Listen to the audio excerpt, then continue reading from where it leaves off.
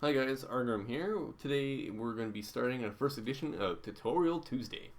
What that is, it's going to be me explaining some of the tips and skills I use for my drawings. This may not be the best way of doing things, but it is the way I do things. So what I'll be doing is explaining as best as I can what kind of routes I take to do some of my drawings. We're going to do this week by week, so I'm not going to do everything all at once to make it a little bit more confusing for everybody. So we'll start off with the easiest things I can think of, which is clipping groups and hue and saturation. Clipping groups, I kind of touched on before, but I'll go into a little bit more depth. What I've done is I've gone ahead and put a screen cap so I can actually show you what I'm talking about instead of talking about nothing and figuring out what the programs. So with this, what you're going to do is you're going to make the first layer. So we're going to layer one here, and what you're going to do with that is that's always going to be on the bottom. So we're going to put that as the bottom for now. And what you're going to do is you're going to make layer number 2 on top of number 1. So make sure that's there. And then for that, you're going to click on layer 2 and you're going to select clipping group. Make sure that's check marked off. And what that does is that makes everything you do on layer 2 go on top of layer 1. So you cannot draw anything or do anything that is outside of layer 1's properties. So as an example, I'll show you here. So we have layer 1. This is layer 1 right here. So we take layer 2 and we draw. So we can't draw anywhere. We can't draw anywhere outside of layer 1, but we can draw on layer 1. So what this does is helps you make more depth or more ability to not worry about drawing out the lines when you're trying to figure out maybe a color or a way something's supposed to be shaded in terms of detail and depth. And that really helps out and makes things a little bit faster, and instead of screwing around and taking your time, making sure everything is inside the box and otherwise.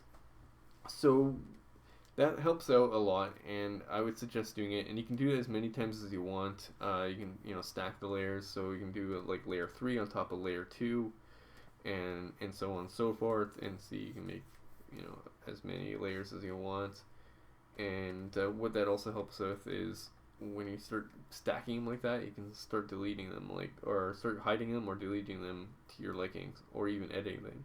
So if I don't like, maybe say layer number 3, I don't like that one, or I didn't like the second one, and you can continue doing that and playing around with it as much as you want, giving a little bit more access and control over your drawings instead of drawing everything on one layer, or trying to figure out how to keep within the lines. Well, it does help with practice. In the end, who needs practice? We don't need practice around here. We do it the easy way. With that said, what we're going to do then is going to move on to hue and saturation. So if you're not sure what that is under filter, hue and saturation. So we're going to select that now. Bam, comes up. It looks like this. So when you do this, you're going to select that layer so I know I'm looking at.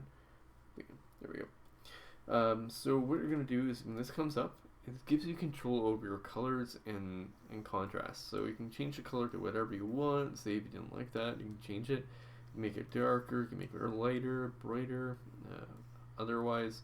And this really helps when you're trying to figure out a color for something. Say, oh, I don't like what that looks like. You can play around with it a little bit more. And then this gives it more control over everything. So that also helps out when trying to figure out coloring or more depth for a picture. Sometimes you might make it too bright when you're originally coloring it, and then you can go back and just make it a little bit more fit in with the rest of the picture. So those are a few tips of how to start off with coloring or fixing up your drawings. In terms of that, what I'm going to do next week is I'm going to show you a little bit more tips in terms of how to do some of the line art itself, and try to smooth that out a little bit more in terms of how I do things instead of maybe the way you do it, or maybe even gives you a little bit more insight of different ways of doing it. Hopefully that helps out a little bit. This is short, but I'm just trying to make this as pinpoint it as possible instead of throwing out a million different tutorials like some people do, and you have no idea how to get there. Any questions? Definitely leave comments. You can always reach me on DeviantArt or YouTube, and I'll gladly try to answer anything I can. And thanks for watching. Hopefully you have a great day, and see you next time.